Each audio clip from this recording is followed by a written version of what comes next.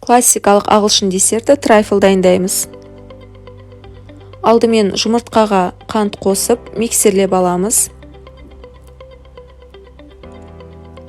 Онға какао разрыхлитель қосып, араластырып, ситадан өткізіп, жұмыртқалы массаға қосамыз.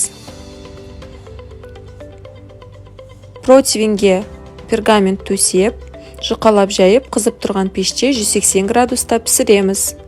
Творожный сыр, сахарная пудра, сливкекті қосып, крем дайындаймыз.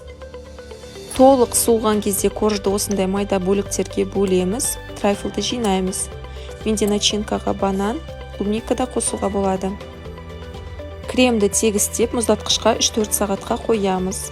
Еріген шоколадты құйып, тегістеп шығамыз және қалағанымызша сәндейміз. Осымен трайфл дайын, өте дәмді болып шығады. Барлықтарыңызға ас болсын.